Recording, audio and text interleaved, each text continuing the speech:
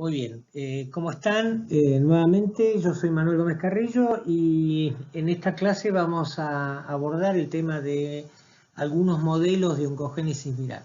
Este es un tema bastante complejo del cual ustedes van a ver distintos modelos a lo largo de la cursada, y este teórico en realidad simplemente les va a marcar algunos puntos salientes de algunos de los mecanismos de los virus que vamos a recorrer. Vamos a hablar del virus Epstein-Barr, del herpes humano 8 y particularmente también del virus HTLV o virus T linfotrópico humano. El concepto de que los virus podían asociarse a la transformación celular y al cáncer cobró mucha fuerza a principios del siglo XX. Básicamente en la primera mitad del siglo pasado hubo muchas evidencias en las cuales distintos experimentos de laboratorio determinaban la transmisibilidad de ciertos tumores. La mayoría de ellos ocurrían en animales como aves, por ejemplo, como fue el caso de la leucosis aviar o el virus del sarcoma de Rose en pollos, ¿sí? También se habían logrado experimentos que pudieran demostrar la transmisión de un virus papiloma en el conejo, el primer virus que producía tumores en mamíferos, pero en todos estos casos no había evidencia hasta mediados del siglo XX de que hubiera una causalidad viral del cáncer en humanos. Hoy, sin embargo, tenemos un número bastante importante de virus que sí ya está determinado son la causa de una transformación celular, entre los cuales hay virus que tienen como genoma ADN, pero no necesariamente el genoma ADN, sino también virus que posean RNA como genoma. Nosotros vamos a ver en la cursada el virus el virus papiloma humano. En esta clase vamos a ver el Epstein-Barr y el virus del sarcoma de Kaposi. Verán el virus de hepatitis B y hepatitis C. Trabajaremos con el HTLV y otra serie de virus que son los que están asociados a esta situación. Básicamente en esta clase queremos remarcarles los tres virus, los cuales vamos a trabajar con algún modelo que explica parcialmente, en muchos casos, por qué se produce la transformación celular en una infección viral. Acá estoy marcando particularmente el caso de adenovirus. Adenovirus es un virus que infecta muy frecuentemente a la población humana, pero cuyos mecanismos de transformación celular por ahora solamente están demostrados en ensayos experimentales, ¿sí? Básicamente en algunos roedores, como son cobayos o hámsters, es donde se ha demostrado su potencial oncogénico. No relacionen por ahora las infecciones por adenovirus que han visto son bastante importantes en el caso de las infecciones respiratorias con la transformación celular en el hombre. El primer concepto que tenemos que desarrollar tiene que ver con que los virus son necesarios, pero no suficientes para el desarrollo de un proceso de oncogénesis, ¿sí? Los virus lo que pueden desarrollar son alteraciones en el ciclo celular, inhibir o activar determinadas vías de señalización dentro de la célula. Esto es un concepto que ustedes ya deben estar percibiendo por lo que han cursado hasta el momento del área de virología, y lógicamente también basándose en la capacidad de modular la respuesta inmune, que esto pueda tener un efecto en lo que hace al control.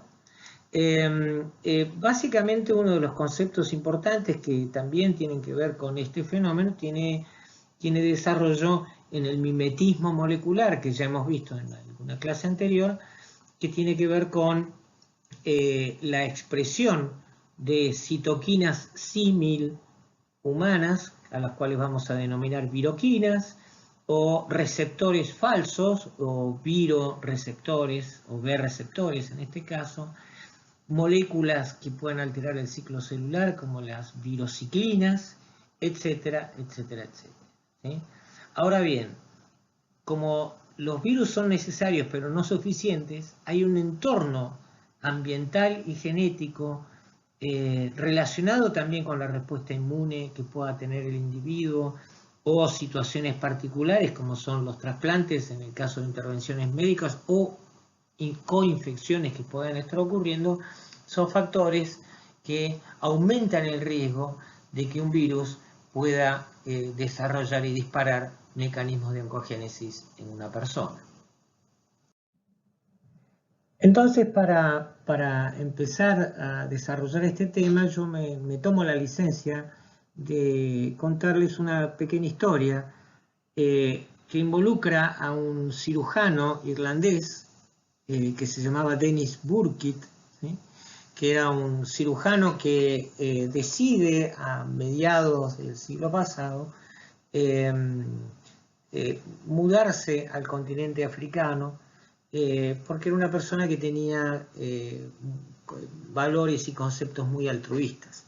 Se muda con toda su familia a Uganda, a Kampala, que es la capital de Uganda, ¿sí? Y empieza a desarrollar su actividad como cirujano, habiéndose formado en Irlanda y en Inglaterra, desarrollando su actividad en un hospital público de la capital ugandesa. Él empieza a observar en su tarea cotidiana la emergencia de muchos casos de tumores muy agresivos, muy invasivos, como ustedes pueden ver en estas imágenes, en niños, ¿sí? Menores de 12 años. Eran niños que oscilaban entre los 5 y los 12 años, 11, 12 años de edad. Esto le llamaba la atención, particularmente porque era algo que en su experiencia como cirujano no se solía ver frecuentemente. A tal punto llega su curiosidad que evidentemente, y sorprendido ante esta alta prevalencia de tumores en niños, empieza a contactarse con médicos de distintos hospitales de la región. Y todos ellos le informan que existe un alto número de este tipo de tumores en niños. Él comienza a hacer un trabajo de evaluación y de contacto con muchos profesionales y colegas de una región amplia del continente africano. Se estima que revisó miles de historias clínicas, ¿sí? Y a él le llamaba la atención particularmente que las regiones en las cuales se desarrollaba este tipo de enfermedad eran regiones que tenían un denominador común, un clima húmedo, subtropical o tropical, muy lluvioso, y en las cuales había una alta prevalencia de ciertas enfermedades transmitidas particularmente por vectores, con lo cual él plantea una teoría de tipo infeccioso en la cual habría que buscar en algún vector un agente etiológico relacionado con este tipo de enfermedad. En una visita académica que Burkitt hace a un hospital de Londres en el año 61, da una conferencia donde precisamente habla de sus observaciones en el África tropical y donde establece su teoría infecciosa. En esa reunión participaba precisamente un joven patólogo, Michael, que escuchándolo se le acercó y le dijo, bueno, yo tengo experiencia con microscopía electrónica, tengo alguna experiencia con virus oncogénicos, como es el caso del virus del sarcoma de Rose. Esta persona se había formado en ese terreno, y yo podría colaborar con usted para buscar la causa infecciosa de esta enfermedad. Arreglan un protocolo para estudiar, en el cual iba a participar una de sus colaboradoras, una mujer que estaba desarrollando su doctorado en el laboratorio de Michael, que se llamaba Yvonne. Enviar muestras desde Uganda, muestras de biopsias que tomaba Burkitt hasta Londres, requería de toda una logística bastante complicada en esa época. Particularmente les pongo esta foto para que vean lo que eran los aviones en los años 60, y en los cuales una muestra podía demorar varios días en llegar desde el continente africano, el centro del continente africano, hasta Londres. Pero ocurrió un hecho fortuito. Uno de los aviones que llevaba una de las muestras de biopsias de una niña, particularmente de 11 años, sufrió un desperfecto y tuvo que aterrizar en otro país, lo cual demoró en varios días más la entrega de esa muestra, la cual, al ser recibida en el laboratorio de Michael, fue puesta en un medio de cultivo y guardada para ver si se podía rescatar ese material. Lo fortuito de toda esta historia es que en ese medio de cultivo y en esas condiciones, las células que pertenecían a la biopsia de la paciente empezaron a proliferar, de manera tal de que se generó mucho material por el cual se podía hacer una microscopía electrónica, y esto dio hallazgos muy importantes. La presencia en este material de partículas virales que en esta magnificación tienen características muy particulares y que se las asocia a lo que ya conocemos son los virus herpes. A partir de este hallazgo se dio la primera publicación de un virus oncogénico humano, ¿sí? Publicación desarrollada por Michael Epstein e Yvonne Barr. Es importante destacar que cuando ellos hacen esta descripción, mencionaban que, dadas las características del virus aislado, se trataba de un virus herpes simplex. Bien, entonces empezamos con dos exponentes de la familia herpes, los gamma herpes virus, el virus Epstein-Barr y el herpes humano 8, como modelos de infección transformante. El virus Epstein-Barr es el agente etiológico de una enfermedad que transcurre en la infección primaria que se denomina mononucleosis infecciosa. Esta enfermedad se transmite básicamente a través de secreciones orofaringeas, con lo cual desde hace muchos años lleva el nombre de la enfermedad del beso. La infección por el virus Epstein-Barr tiene una distribución mundial muy amplia, ¿sí? Tal vez sea una de las infecciones más prevalentes en el mundo. Más del 90% de la población adulta mundial está infectada por el mismo.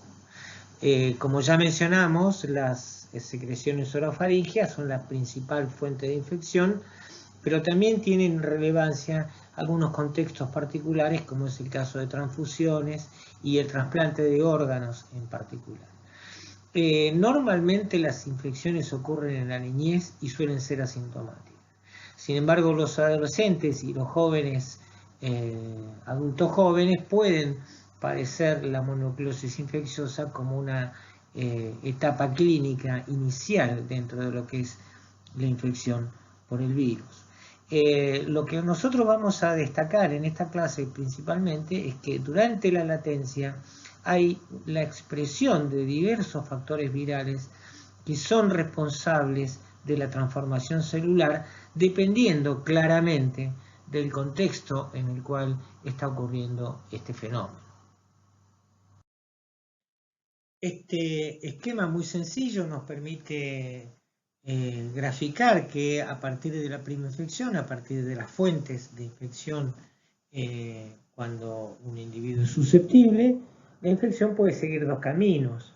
Normalmente en los niños suele ser asintomática, y en los adultos o adolescentes, adultos jóvenes, pueden generar el síndrome mononucleosiforme. Independientemente de estas dos situaciones, el recorrido de la infección va a determinar un periodo de latencia, con lo cual es una infección persistente, latente, de por vida para el individuo.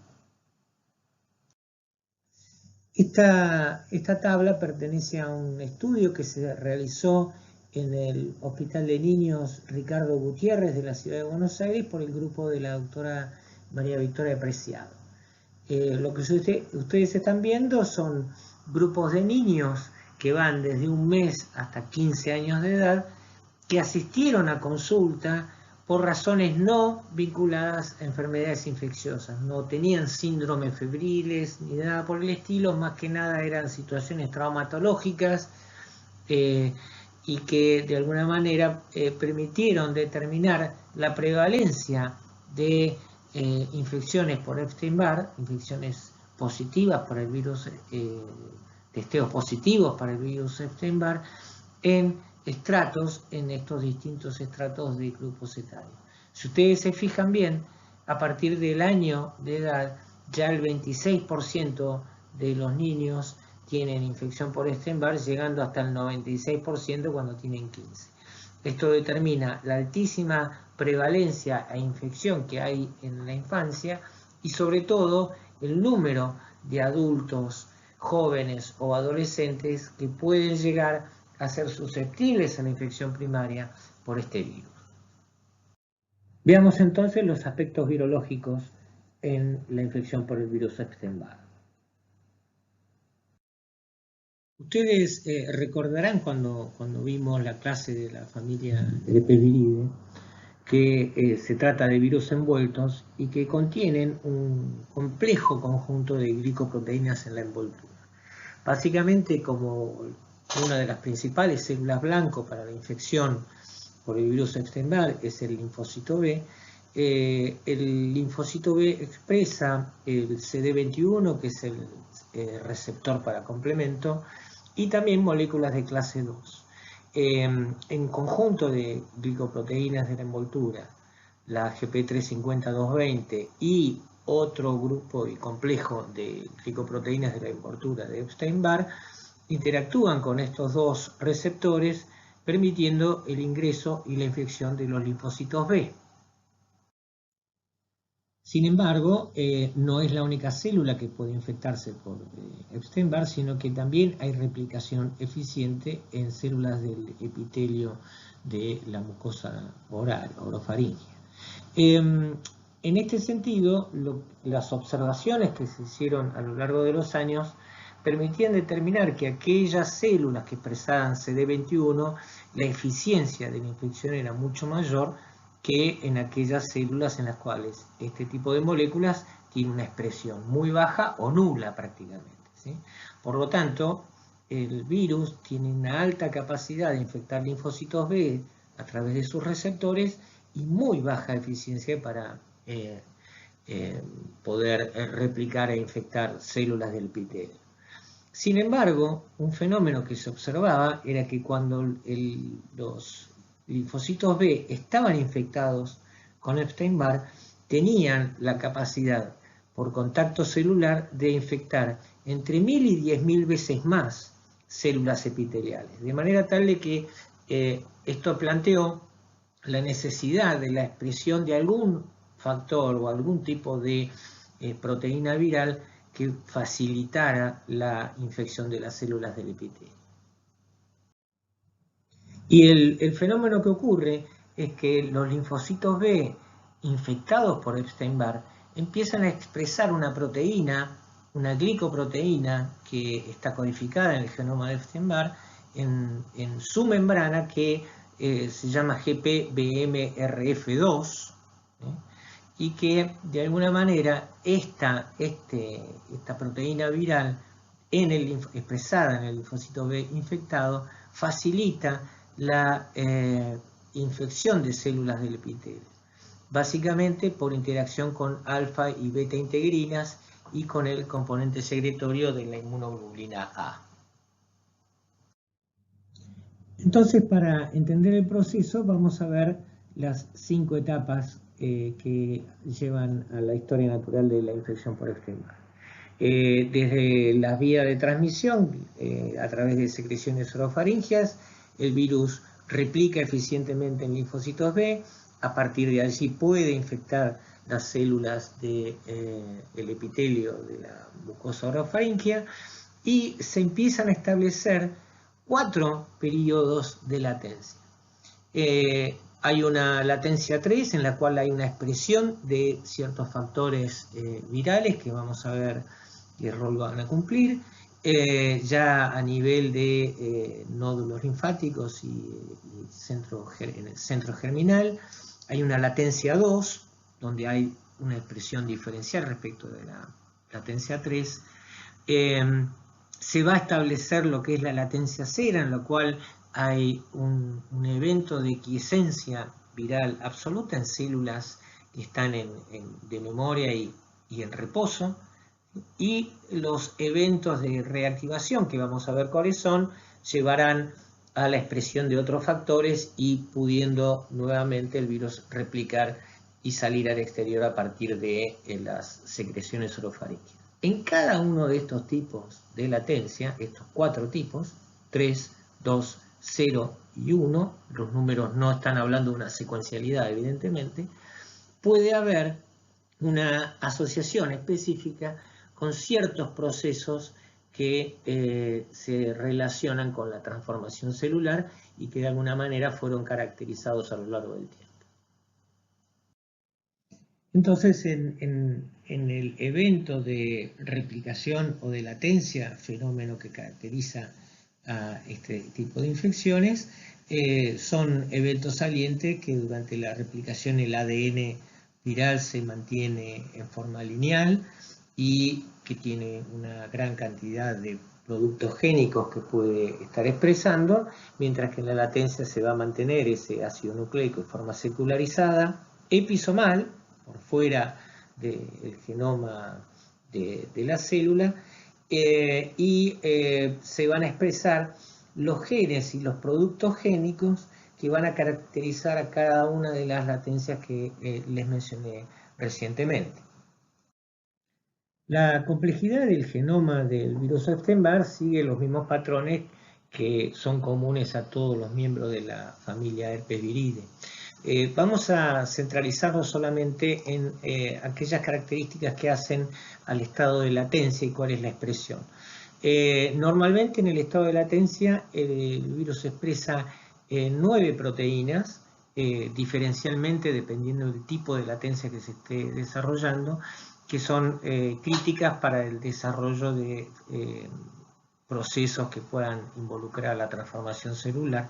Y además también se expresan 2 tipos de ácidos nucleicos no codificantes, de RNAs no codificantes, como son los EVERS y como son los BARF. Y vamos a ver un poquito cuáles son las funciones que cumplen estos.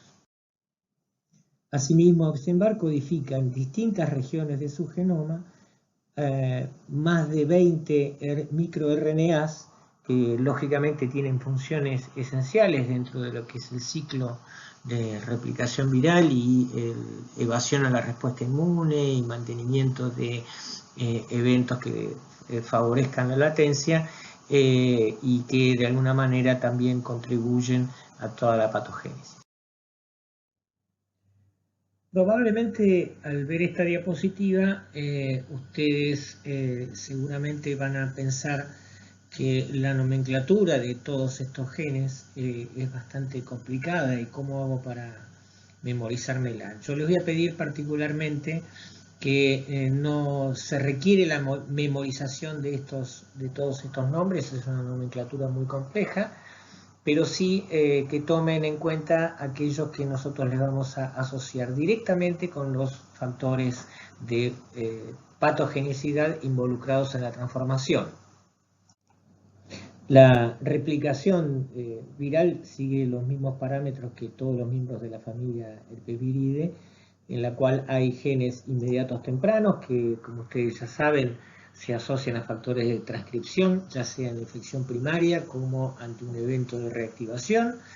Los genes tempranos que básicamente tienen participación en distintos eventos en los cuales incluso se pueden bloquear ciertas señales de intracelulares, en el caso, por ejemplo, de este factor que actúa como una molécula antiapoptótica, y las proteínas estructurales que se generan a partir de los genes tardíos que van a dar origen a todo lo que la partícula viral y el virión se lleve para finalizar una etapa replicativa. Y como les mencioné anteriormente, durante la latencia se expresan 9 proteínas, ¿sí?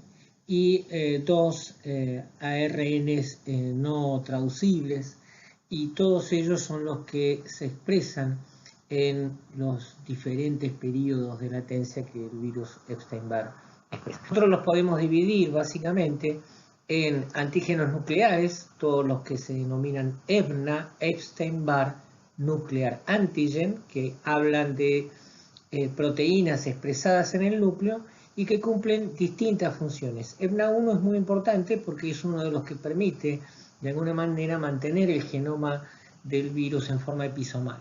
Pero también hay otras funciones que se asocian a la proliferación, a la transformación o a la interacción con proteínas celulares que cumplen un rol esencial en el ciclo celular y en el disparo de ciertos fenómenos, como por ejemplo el caso de la apoptosis. También se identifican 3 proteínas de membrana, las LMP, ¿sí? Que son proteínas que se expresan en la superficie del linfocito infectado y que de alguna manera, a través de fenómenos de mimetismo, inducen señales y alteran la señalización celular y son factores contribuyentes de la transformación celular. Al establecerse la infección en linfocitos B, la expresión de los genes inmediatos tempranos lleva a la producción de una proteína que se llama cebra, que es uno de los productos inmediatos tempranos asociados a la proliferación de los linfocitos. Esta proliferación tiene un correlato muy importante en la clínica que se presenta en la infección primaria, que es una linfocitosis, ¿sí? Hay una importante proliferación de linfocitos B, absolutamente inespecífica, sin que haya un correlato antigénico que estimule dicha proliferación y diferenciación. A su vez, también otros genes tempranos pueden inhibir eventos apoptóticos que pudieran estar produciéndose en ese momento a consecuencia del disparo de señales de alteraciones en el ciclo celular y en distintas funciones de la fisiología celular. El mantenimiento de la latencia es garantizado particularmente por la actividad de la proteína nuclear EBNA1, que lo que establece es la metilación del genoma viral no integrado, ¿sí? Episomal en la célula, garantizando que en el proceso de proliferación también se dupliquen estas copias genómicas de manera tal de que las células, aun cuando el virus no está replicando, mantengan la información genética del virus. La no replicación y la evasión a la respuesta inmune estaría dada por la actividad de los RNA no codificantes, que en cierto modo cumplen funciones de inhibición de ciertas funciones asociadas al disparo de una respuesta inmune y a su vez la inhibición de ciertas funciones virales o ciertas para su no expresión. De alguna manera el virus hace toda una estrategia para mantenerse dentro de las células sin ser reconocido y además garantizando su persistencia.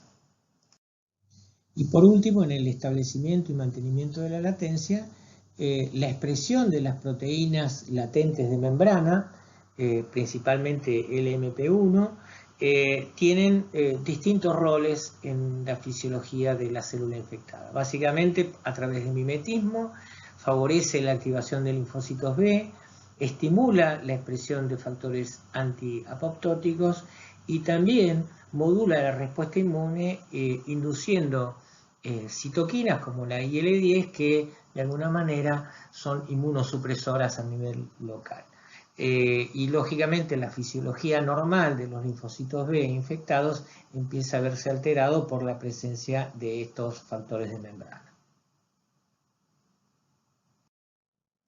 Y en este simple esquema ustedes pueden ver cómo la expresión de la proteína latente de membrana 1, ¿sí?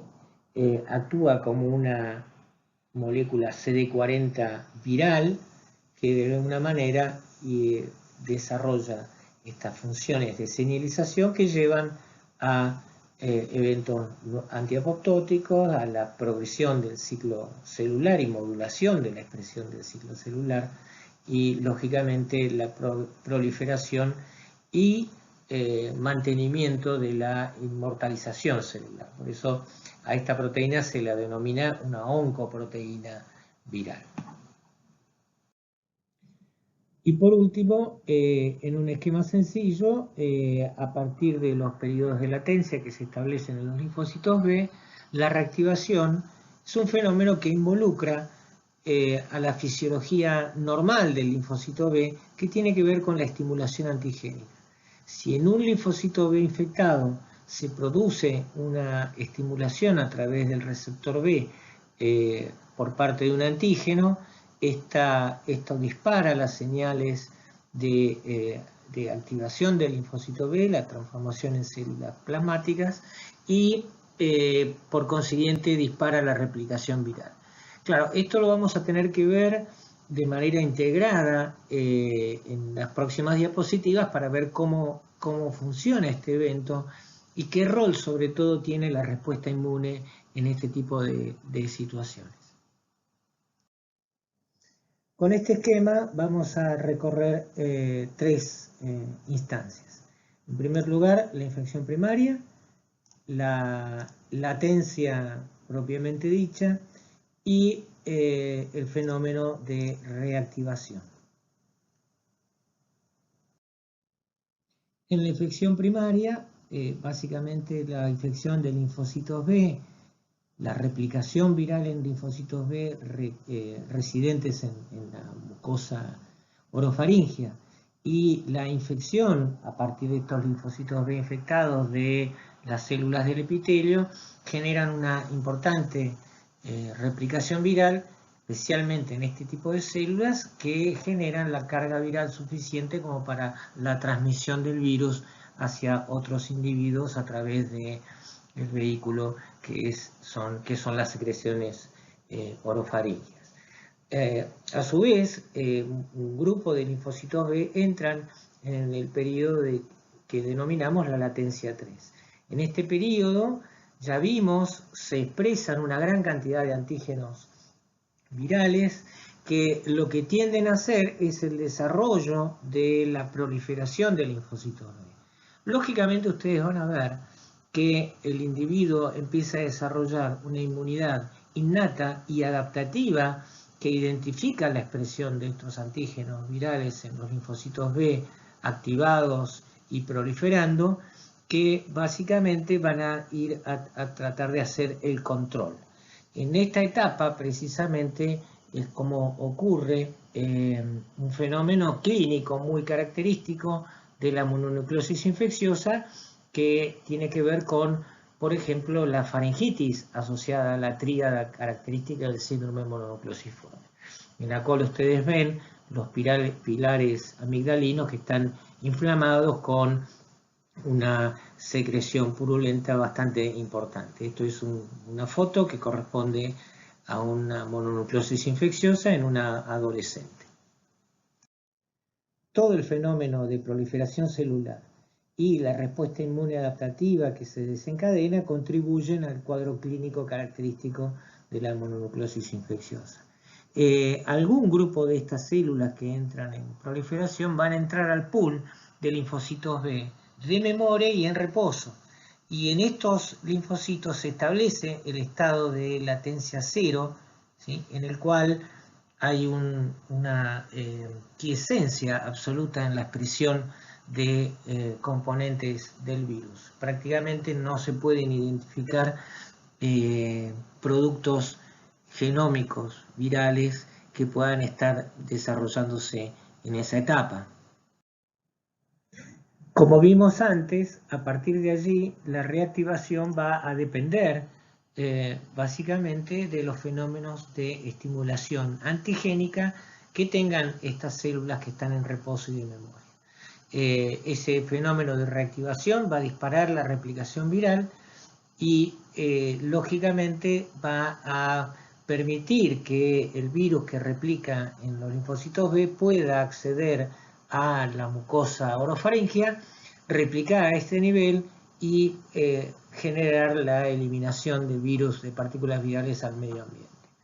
En estas reactivaciones, la gran diferencia tiene que ver la respuesta inmune adaptativa de memoria, donde ustedes podrán ver que la proliferación de los linfocitos B es muy baja, la latencia 3 se ve muy reducida, porque ya hay una respuesta de memoria que actúa rápidamente, y lo mismo ocurre con la carga viral que se elimina al medio. Si nosotros comparamos esto que está ocurriendo en términos de producción viral respecto de lo que veíamos en la infección primaria, ¿sí?, nos vamos a dar cuenta que estas reactivaciones no generan el cuadro clínico característico de un síndrome mononucleosiforme, ni mucho menos. Son reactivaciones asintomáticas con eliminación esporádica de cierta cantidad de virus a través de las secreciones orofaríngeas. Entonces, como habíamos visto anteriormente, la expresión diferencial de determinados factores virales en los 4 tipos de latencia que se despliegan a lo largo de la infección se pueden asociar a distintos tipos de eventos de transformación celular que de alguna manera transcurren bajo determinados escenarios, como yo les mencioné al principio de la clase. En esta tabla ustedes pueden apreciar distintos tumores asociados a la infección por Epstein-Barr en porcentajes que ustedes ven que son variables, no en todos los casos es el 100%, como podría ser el caso del linfoma de Burkitt endémico, ¿sí?, y los tipos de latencia a los cuales se los relaciona. Esto tiene que ver con la expresión de factores virales que contribuyen al desarrollo de esos tumores. Y donde además es muy influyente ya sea el medio ambiente, como hemos visto al principio de la clase, o las inmunodeficiencias o enfermedades de base o situaciones en particular que los pacientes tengan. Inmunodeficiencias primarias, síndrome de inmunodeficiencia adquirida, situaciones post-trasplante, como es el caso de los desórdenes linfoproliferativos post-trasplante, ¿sí?, y algunas otras enfermedades, como el caso de los linfomas T en los síndromes hemofagocíticos, por ejemplo, etcétera, etcétera. Toda esta tabla lo que está demostrando es una compleja interacción entre factores que predisponen y cuestiones virológicas asociadas a los distintos tipos de latencia que se generan. En esta tabla ustedes pueden ver un poquito más en detalle cuáles son los componentes virales que participan principalmente en los distintos tipos de latencia vinculadas a enfermedades asociadas a la transformación celular. Viendo algunos ejemplos, vamos a ver el carcinoma nasofaríngeo, que básicamente tiene que ver con la expansión monoclonal de células del epitelio de la mucosa orofaríngea que están infectadas por Epstein-Barr. En este caso, se trata de una infección primaria por Epstein-Barr en pacientes que tienen una condición particular y en los cuales además se desarrolla un proceso de latencia, no en los linfocitos, sí en las células del epitelio. Y una de las condiciones previas que facilitan el desarrollo de este carcinoma en este tipo celular tiene que ver con la pérdida de la heterocigosidad en los cromosomas 9 y 3 en regiones donde se codifican para proteínas vinculadas en el ciclo celular. Cuando se establece la infección por Epstein-Barr, todos los productos que están en rojo pertenecen al virus, se establece una infección en la cual Ciertos factores, recuerden, los RNA no codificantes inhiben a la PKR, con lo cual queda liberada la síntesis de proteínas virales. Esto conlleva a la producción de EBNA1, que tiene actividad antiapoptótica, además de facilitar que el genoma se mantenga en forma episomal. Las proteínas de membrana LMP1 y LMP2 se expresan facilitadas por este mecanismo en la membrana, en la superficie de estas células, y actúan como señales de activación y proliferación. Asimismo, se secretan algunos factores que tienen que ver con la inmunosupresión local, como es el caso de los BARF, que inhiben la acción de los factores estimulantes de colonia de macrófagos, teniendo una actividad inmunosupresora. Los BARTs, que son los microRNAs no codificantes, de alguna manera inhiben los procesos apoptóticos que puedan llegar a desencadenarse como consecuencia de este fenómeno, y lógicamente facilitan la persistencia del ciclo latente en las células infectadas.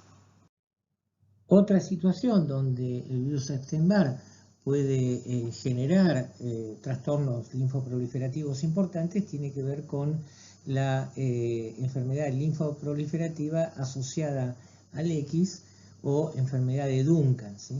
En este caso ustedes lo que ven son en distintos órganos y tejidos la detección de antígenos de Epstein-Barr o de transcriptos de Epstein-Barr asociados a la latencia.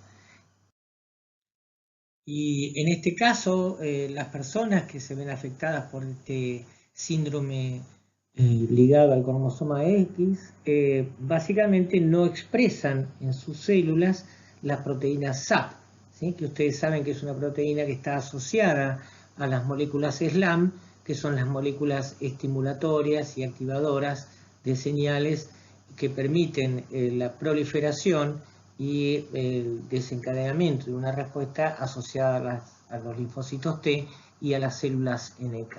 Estos pacientes, al carecer de esa molécula, tienen una falla en la proliferación y en la actividad citotóxica, con los cuales, en el caso de la infección por Epstein-Barr, no son reprimidas las expansiones, y los pacientes pueden experimentar tanto una mononucleosis infecciosa fulminante como, en un porcentaje elevado, al no haber un control inmunológico de la infección por el virus Epstein-Barr, el desarrollo de linfomas. Y entonces, ¿cuál sería el mecanismo por el cual se desarrolla el linfoma de Burkitt endémico? Que, como vimos inicialmente, se postulaba como una teoría infecciosa muy relacionada con factores ambientales. Una teoría que fue cobrando fuerza a lo largo de los años era que podía existir una asociación entre el parásito Plasmodium y el Epstein-Barr. Particularmente, algunos estudios demostraban que en las áreas donde había alta prevalencia de malaria, también había una mayor carga viral en los individuos infectados por Epstein-Barr que en aquellas regiones donde la malaria era menor. Entonces surgió una pregunta.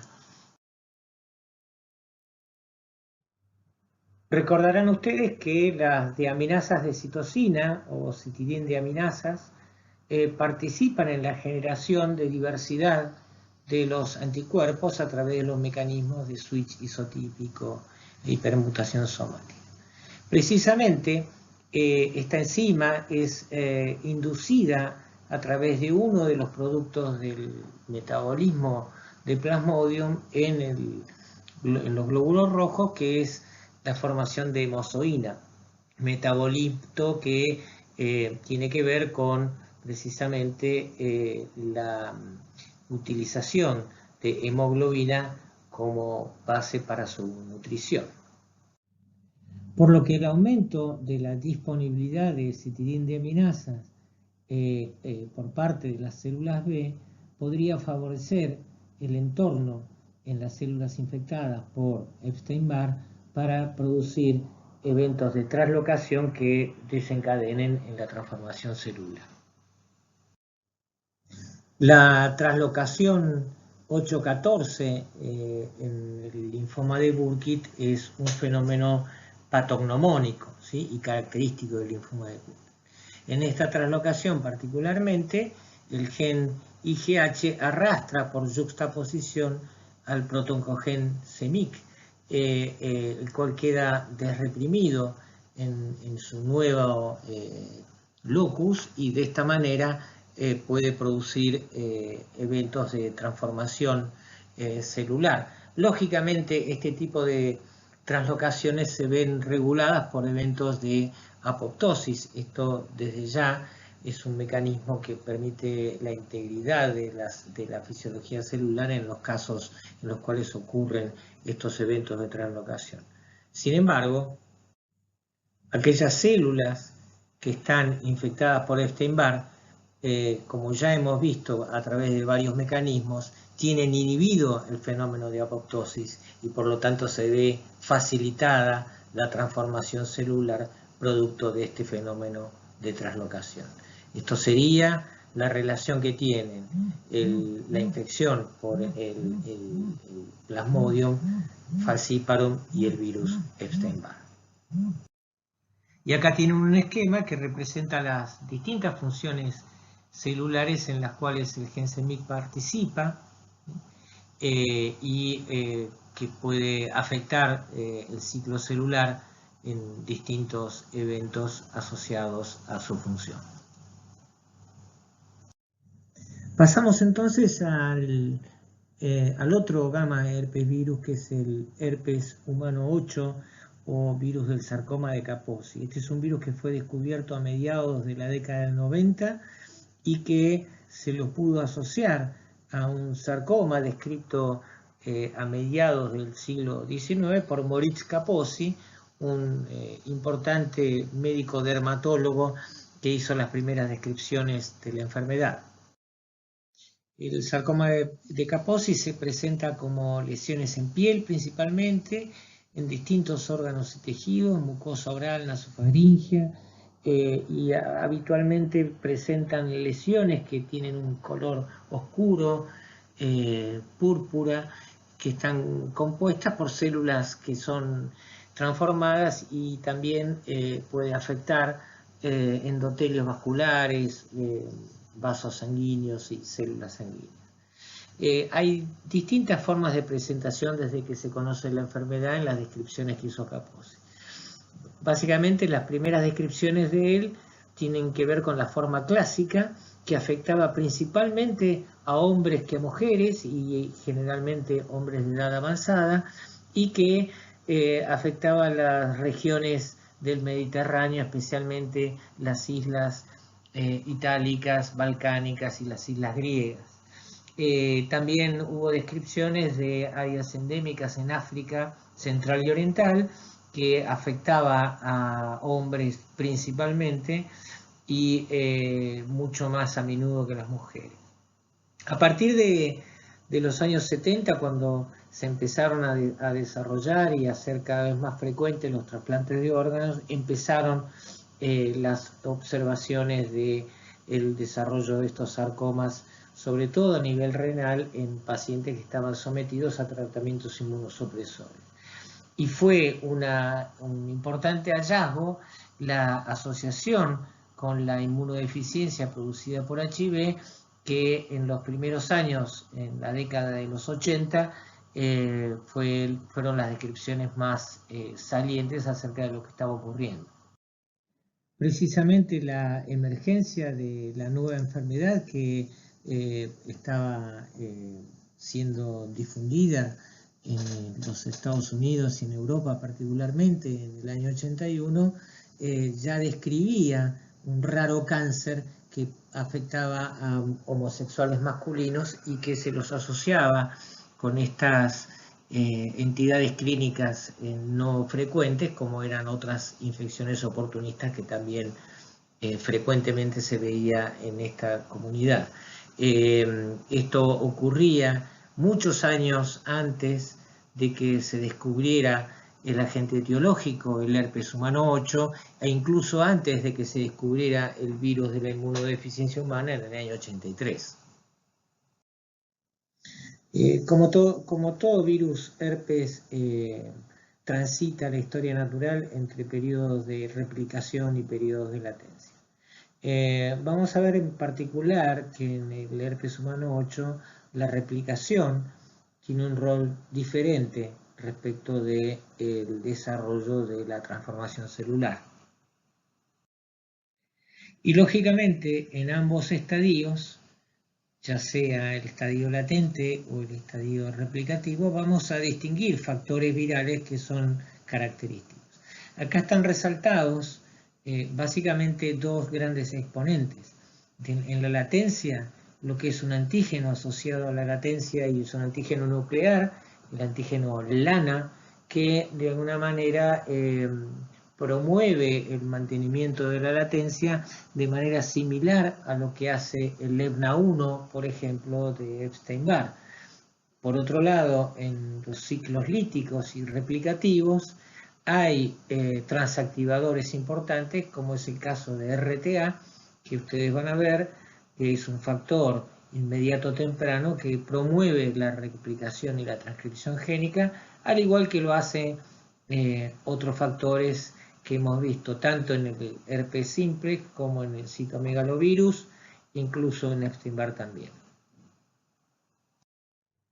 Yendo un poco más al detalle, lógicamente bajo la expresión del antígeno asociado a la latencia, antígeno nuclear LANA, vamos a ver un poquito qué factores intervienen en el mantenimiento de la latencia.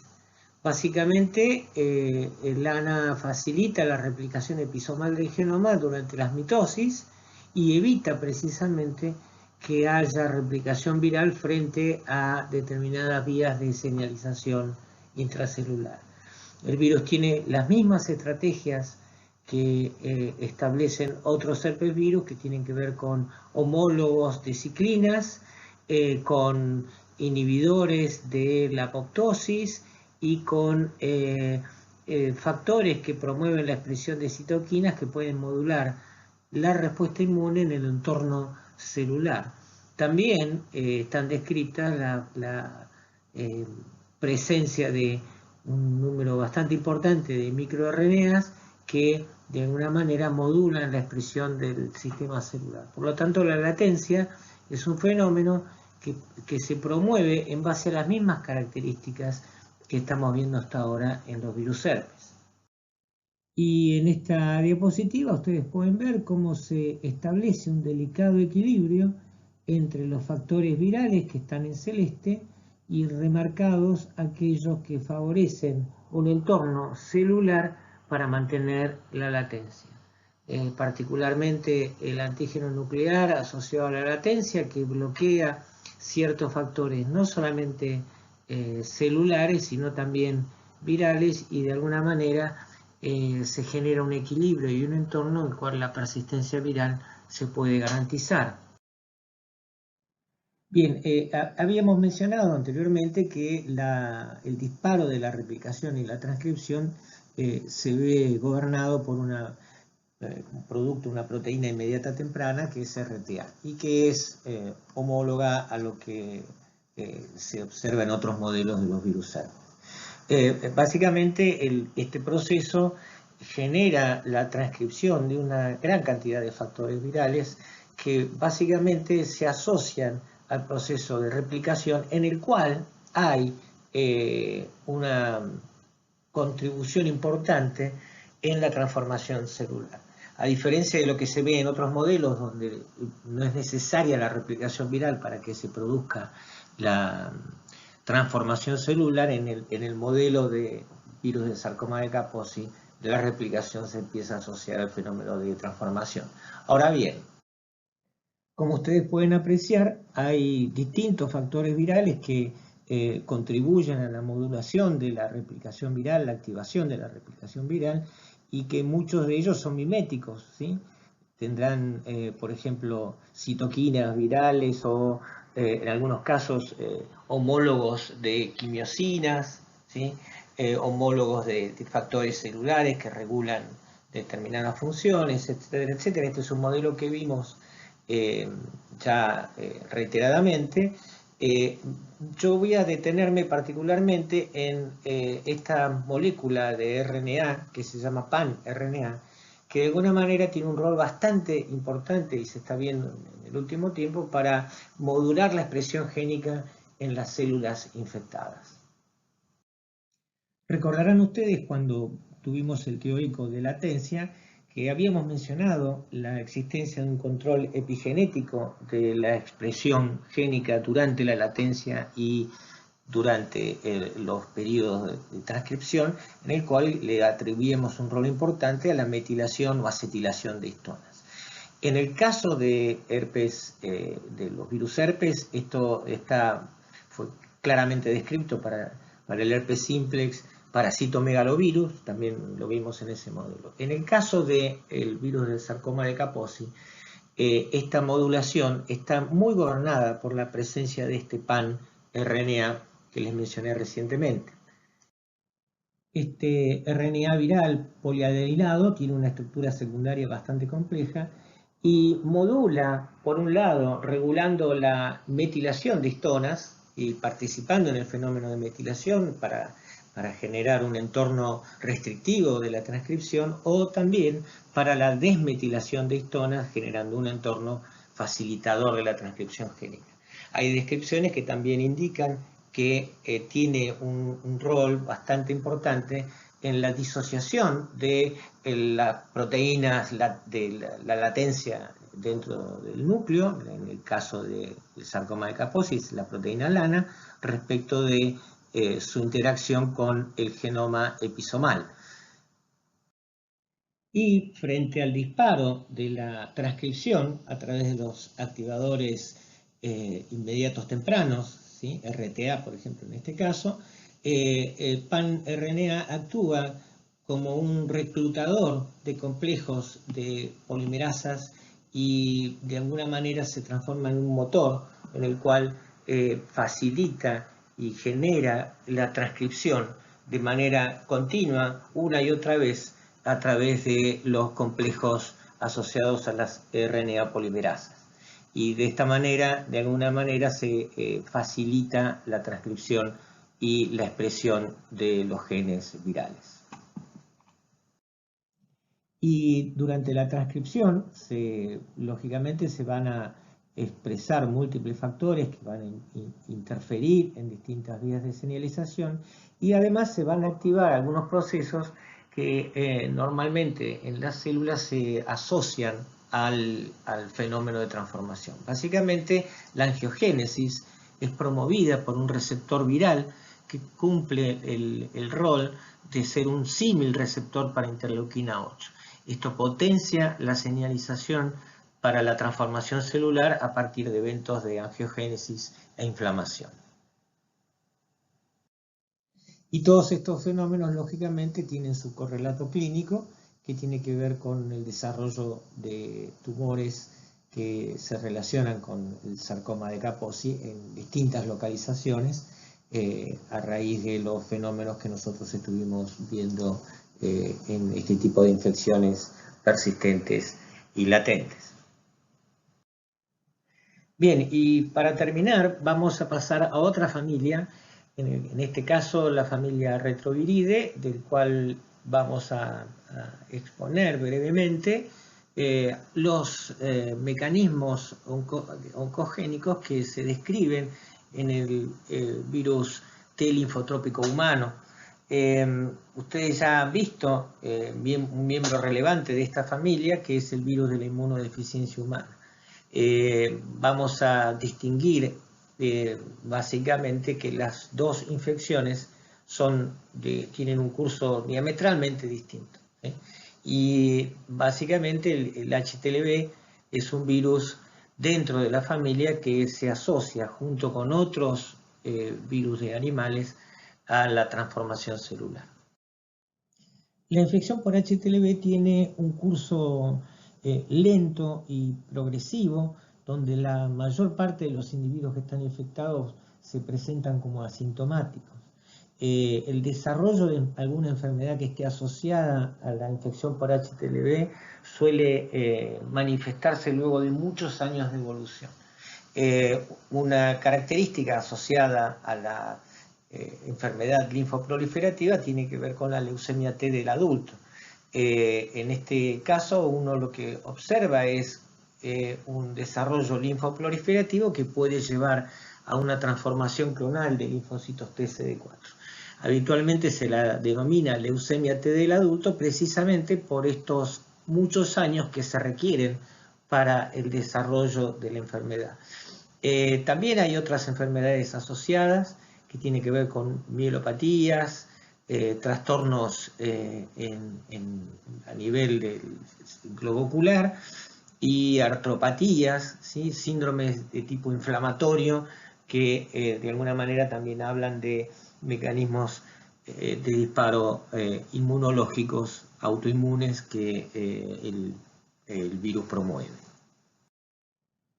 Desde el punto de vista virológico, HTLV tiene las características similares a cualquier retrovirus.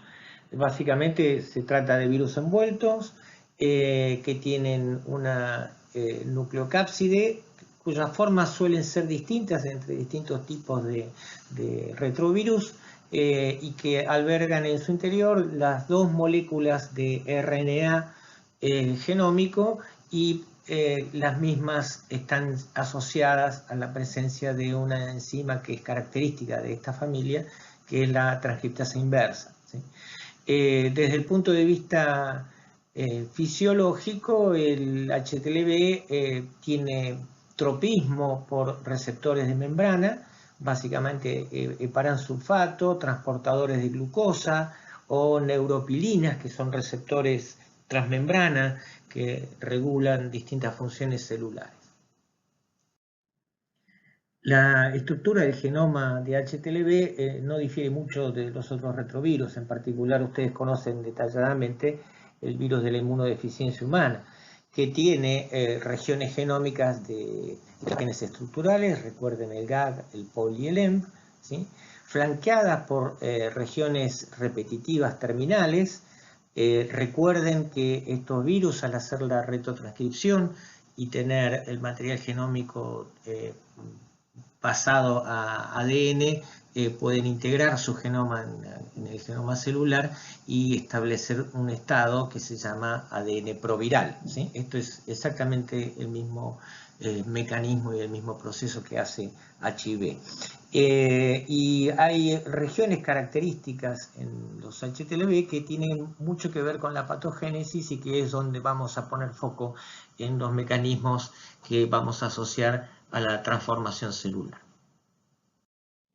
Una característica saliente y distintiva de la infección por HTLV en comparación con la infección por HIV es precisamente su baja replicación y la casi nula expresión de partículas virales en los pacientes. La carga viral es realmente muy baja, indetectable prácticamente, y la transmisión principalmente entre células se produce por la unión de células, o sea, hay una transmisión de tipo célula-célula sin que el virus replique, y de esta manera podría establecerse un mecanismo de evasión a la respuesta inmune, ya que no hay partículas virales que puedan ser identificadas en este sentido. Este es un fenómeno muy característico que involucra una serie de componentes celulares que facilitan precisamente esta transmisión intercelular.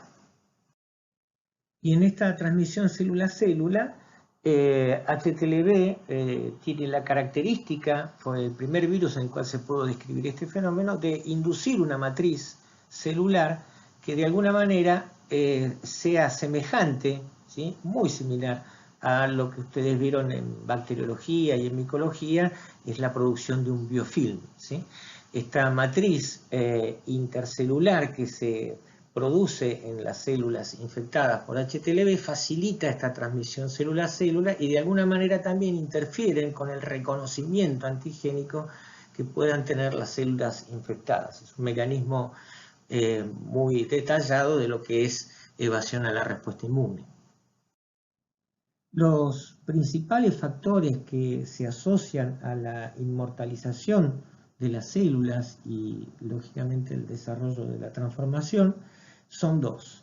En el estado de provirus, hay dos regiones en las cuales se codifican para una proteína transactivadora similar a la que tiene el HIV, en este caso se llama TAX, ¿sí?, que promueve precisamente por ser transactivadora la transcripción génica de estos provirus, de manera tal de que se generen todos los productos que requiere la replicación viral. Y por otro lado, moléculas que son antagonistas de la actividad de TAX, que se llaman HBZ, ¿sí?, que tienen distinta conformación, lo vamos a ver en detalle. Estos dos componentes son los principales factores de patogenicidad en la transformación. Y ustedes podrán observar que la transcripción de TAX del transactivador va en un sentido, ¿sí?, y que la transcripción del otro factor, HBZ, va en realidad en el sentido opuesto. Estas dos proteínas son antagonistas entre sí y de alguna manera hay un equilibrio que determina la regulación de la expresión génica del provirus que está asociado a la célula infectada. Y con este esquema vamos a tratar de interpretar este fenómeno. Yo ya les dije que TAX es un transactivador importante, actúa sobre el LTR correspondiente al extremo 5' del provirus, facilitando y mediando la transcripción de todos los genes provirales. Lógicamente, este fenómeno va a generar la producción de HBZ, que yo les mencioné, es antagónico respecto de TAX. Y de esta manera, este HBZ va a inhibir la expresión y la unión de TAX a las regiones promotoras, de manera tal de inhibir incluso su propia función. ¿Qué hace HBZ como factor adicional? Básicamente vamos a destacar dos funciones. HBZ promueve la proliferación de los linfocitos T, por un lado, y por otro lado también facilita la mayor expresión de las telomerasas, ¿sí?, de manera tal de permitir la sobrevivencia, digamos, de las células en la inmortalización, facilitando este fenómeno. Pero claro, esta regulación, al depender de TAX, de alguna manera va a verse suprimida y va a estar en equilibrio respecto de la replicación viral, por un lado, anulada, y de la proliferación de las células o las actividades de HBZ por el otro. Un proceso que lleva entre 20 y 60 años se puede más o menos resumir en esta diapositiva. Ese equilibrio que nosotros advertíamos entre TAX y HBZ puede con el tiempo ir rompiéndose. En primer lugar, porque TAX tiende a generar una proliferación de células a nivel oligoclonal, ¿sí? Hay una respuesta inmune que está montada, que va a reconocer probablemente células infectadas y pueda tener un cierto control, pero con el tiempo se producen mutaciones en el gen TAX que incluso pueden hacerlo disfuncional.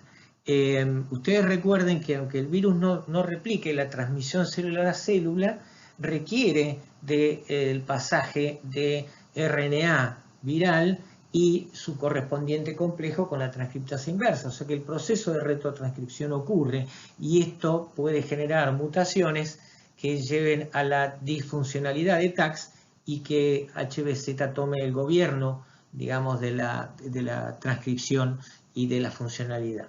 Esto lógicamente puede generar con el tiempo la expansión de ciertos clones. La leucemia T del adulto es monoclonal, ¿sí?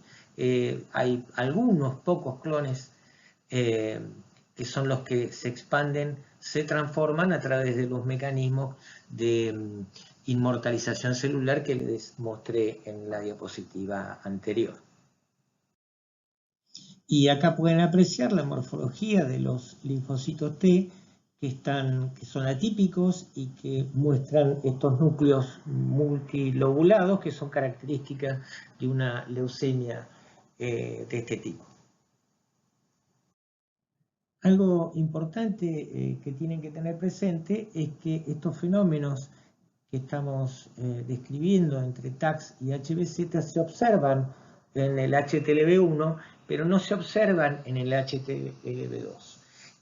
Y precisamente estas diferencias marcan que HTLV2 no está vinculado a la transformación celular y de hecho no hay descripciones muy claras respecto de su patogénesis, ¿sí? La infección existe, está distribuida mundialmente, pero no hay efectos patogénicos que puedan ser relevantes y que se puedan describir.